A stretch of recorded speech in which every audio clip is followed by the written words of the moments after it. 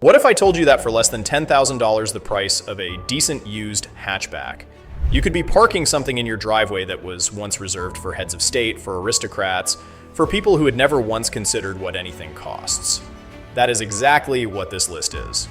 Old money does not shout. It does not come with a wide body kit, an Instagram-ready exhaust, or a badge that needs explaining. Old money looks like it has been there for decades. Hand-stitched leather, walnut veneer, and an engine that moves you with quiet, unhurried authority. The 5 cars on this list were all built to send one message to everyone around them: that their owner understood quality in a way that most people never would. They were driven by prime ministers, presidents, and aristocrats. They were designed in an era before accountants ran car companies. And today, right now, every single one of them can be bought for under $10,000. We are counting down from 5 to 1, and number 1 will genuinely surprise you. Number 5. The BMW E38 7 Series was the car of choice for presidents, diplomats, and if a certain James Bond film is to be believed, high-level international criminals. Pierce Brosnan drove one remotely from the back seat in Tomorrow Never Dies. The German federal government used them as official state transport. The Sultan of Brunei owned a fleet. And for a brief, extraordinary moment in the mid-1990s, the E38 was simply the finest large luxury saloon on earth. The flagship 740iL came with a 4.4-liter V8 producing 282 horsepower. The rear cabin offered more legroom than many business-class aircraft seats. The build quality was so precise that owners today, 30 years on, still find very little to complain about. It was also, in 1994, the first 7 Series to offer satellite navigation as standard technology, so new that most buyers had no idea what to do with it. And when BMW replaced it with the controversial E65, its polarizing iDrive system and radical styling, the backlash was so severe that demand for clean used E38s actually increased. People did not want the new one, they wanted this one back. A clean E38 740iL can currently be found for between $5,000 and $8,000. Drive one? And the only question anyone will ask is, which hotel are you staying at? Number 4. If the BMW 7 Series is the car of governments, the Jaguar XJ is the car of the British establishment.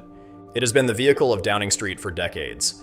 Prime ministers have been driven in it to Buckingham Palace, and the X350 generation, built from 2003 to 2009, is, by most accounts, the most beautiful Jaguar XJ ever made.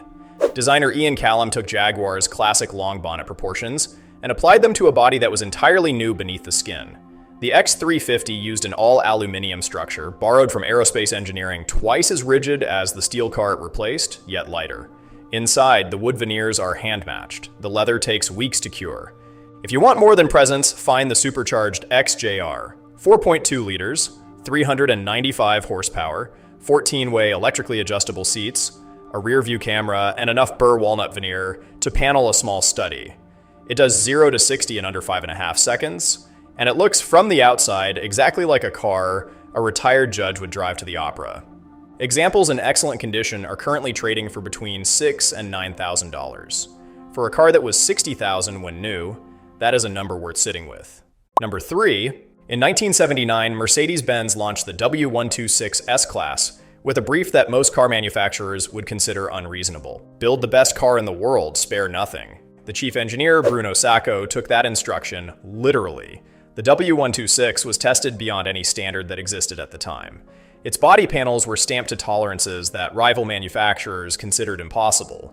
Its doors closed with a sound that became the global benchmark for automotive quality, the deep, definitive thunk that engineers are still trying to replicate today. Some W126 have covered over 1 million kilometers. Not as oddities, as a matter of course. And here's a fact that tends to stop people mid-sentence. The W126 was the first production car in the world to offer a standard driver's airbag in 1981 on the US market model.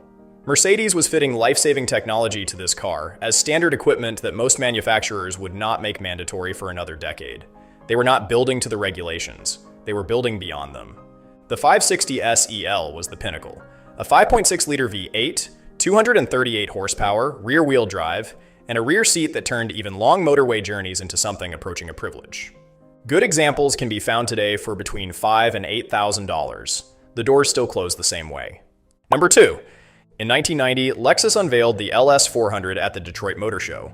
The asking price was $35,000. The quality was S-Class Mercedes. The development cost was $1 billion.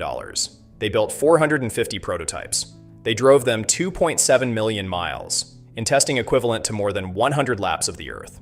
The result was a car so mechanically silent that engineers had to use stethoscopes to locate the last remaining sources of vibration.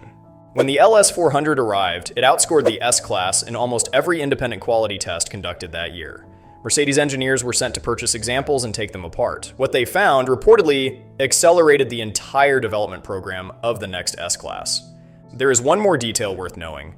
At 60 miles per hour, the LS400's cabin was independently measured to be quieter than a Rolls-Royce Silver Spirit, not by a small margin, by a measurable documented margin. Rolls-Royce engineers by several accounts found this difficult to accept. Lexus had built their very first luxury saloon, and it was quieter than the car that had defined luxury motoring for half a century. The LS400 remains one of the most over-engineered luxury cars ever built. Engines routinely pass 300,000 miles without major work. And today, excellent examples can be found for between $3,000 and $7,000. Understated, indestructible, impeccably built. The definition of old money without the old money price. And the number one car on this list, the one that will make every single person who sees it in a car park, on a motorway, outside a restaurant, assume that you have a chauffeur, a house in the country, and a wine cellar that is considerably better stocked than theirs. Number 1. The Bentley Turbo R was not just a car, it was a declaration. Under the bonnet sits a 6.75-liter turbocharged V8. Not 6.7, not 7 liters. 6.75 a number that sounds like it was chosen specifically to be excessive. Bentley called this engine the L Series, and used it for the better part of 6 decades, quietly coaxing more and more performance from what was already, in every sense, too much engine. In the Turbo R, it produces around 380 horsepower and enough torque to make a car weighing over 2 tons feel genuinely, almost offensively, urgent. 0 to 60 miles per hour in approximately 6.5 seconds. A top speed of around 150 miles per hour, in something the size of a country house dining room. The R in Turbo R stood for road holding. Bentley specifically engineered this variant to handle not just a cruise, which made it the first Bentley in a generation that a driver genuinely wanted to pilot themselves. Margaret Thatcher drove a Turbo R, so did the Sultan of Brunei. So did an entire generation of people whose names appear on the sides of buildings. Each Turbo R was built by hand at the Crewe factory in England. The walnut veneer for the dashboard was cut from a single tree to ensure the grain matched across every panel. The hides were individually hand-selected. Imperfections that most buyers would never notice in a lifetime of ownership were enough to disqualify an entire hide from use. This was not how cars were built. This was how furniture was made for palaces. And right now, some examples can be found for under $10,000, an actual Bentley. With an actual flying bee on the bonnet, for less than a used Volkswagen Golf, the name on the bonnet has not changed. The badge has not changed. And the reaction it gets in every car park in the world has absolutely not changed. 5 cars, $10,000, and the kind of presence that new money has been trying to figure out how to buy for decades. If you are new here, hit subscribe. We put out one video at a time, and every single one is worth your time. We will see you in the next one.